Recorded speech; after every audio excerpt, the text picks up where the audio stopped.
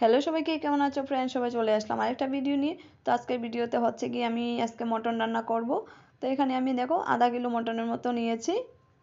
তো তোমরা চাইলে আরও বেশি বা কম নিতে পারো, আমি আমার আধা কিলোর মতো নিয়েছি। তো এখানে দেখো মশলা কিন্তু আজকে সব শিলপাটায় বেটে রেখেছি। এখানে হচ্ছে প্রথমে আমি লেবু দিয়ে ভালো করে মানে মেখে নিচ্ছি। লেবু দিলে কি হয়, মটনের মধ্যে যে দুধের একটা গন্ধ আসে, এই গন্ধটা কিন্তু আসে না। এখন কিন্তু আমি পেঁয়াজ পেস্ট, আদা পেস্ট, রসুন পেস্ট, জিরা পেস্ট সব কিছু পেস্ট করে দিয়ে দিচ্ছি। সাথে একটু শুকনো লঙ্কা পেস্ট দিয়ে, হলুদ দিয়ে আর পরিমাণ মতো লবণ দিয়ে সুন্দরভাবে আমি মটনটা মেরিনেট করে নিচ্ছি। আজকে কিন্তু সব মশলা আমি মেরিনেটের মধ্যেই দিয়ে দিলাম। আর এখানে হচ্ছে আলাদা করে কড়াইতে দিয়ে দিলাম তেল। এখন তেল দেওয়ার পর এখানে নিলাম পেঁপে আর হচ্ছে নতুন আলু নিয়েছি। এখন কড়াইয়ের মধ্যে দিয়ে দিচ্ছি লবণ একটু আগে দিয়ে, তারপর পেঁপেগুলো দিয়ে দিলাম, একটু হলুদ উপর দিকে দিয়ে দিয়েছি। লবণটা আগে দিলাম যেন তেলটা ছিটে না পড়ে যায়। পেঁপেটা আমি সুন্দর করে লাল লাল করে ভেজে নিচ্ছি। আমার কাছে পেঁপে দিলে মটনের মধ্যে খুবই ভালো লাগে আর মটনটাও তাড়াতাড়ি সিদ্ধ হয়ে যায়, তার জন্য আমি আরও পেঁপে ব্যবহার করি মটন রান্না করলে।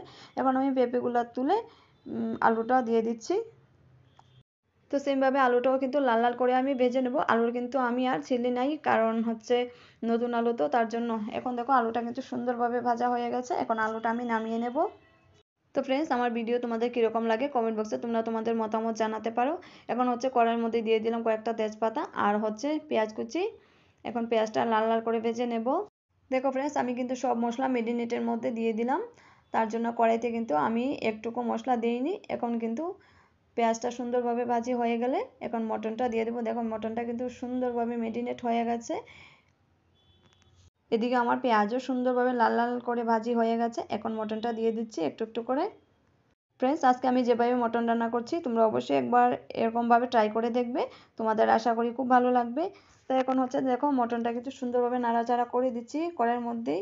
তো নাড়াচাড়া করে দিয়ে একটু ঢাকনা দিয়ে রাখলাম, একটু ঢাকনা দিয়ে এখন উঠিয়ে দেখো একটু যখন সিদ্ধ হয়ে গেছে মোটামুটি, এখন কিন্তু আমি আলুগুলা দিয়ে দেব আর হচ্ছে যে পেঁপেগুলা রেখেছিলাম এগুলোও দিয়ে দেব একসাথে।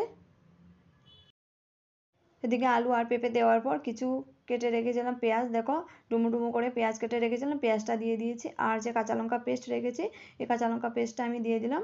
আর ফ্রেন্ডস, আমি আমার প্রত্যেক ভিডিওতেই তোমাদেরকে বলি আমার রান্নাবান্নায় মশলা কিন্তু একদমই কম থাকে। আর কম মশলার মধ্যে তোমাদের কাছে নিয়ে আসি রান্নাবান্নার ভিডিও, খুবই চেষ্টা করি যেন মশলাপাতি কম দিয়ে রান্না করতে। আর হচ্ছে গিয়ে কাঁচা লঙ্কা পেস্টটাই আমাদের ঘরে বেশি চলে, আমরা গুঁড়া লঙ্কা খাই না। আর এর জন্যই কিন্তু আমার শাক সবজি মাছ মাংস যাই রান্না করি মানে কালারটা কিন্তু রেড হয় না।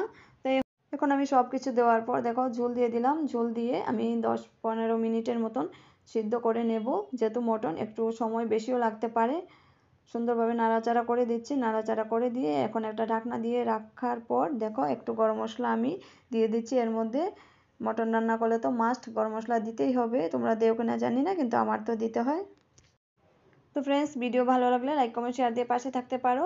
তো এই ছিল আজকের রেসিপি। আমার রেসিপি কীরকম হয়েছে কমেন্ট বক্সে তোমরা তোমাদের মতামত জানাতে পারো। টাটা সবাইকে, সবাই ভালো থাকো। নেক্সট ভিডিওতে আবার দেখা হবে। Bye bye.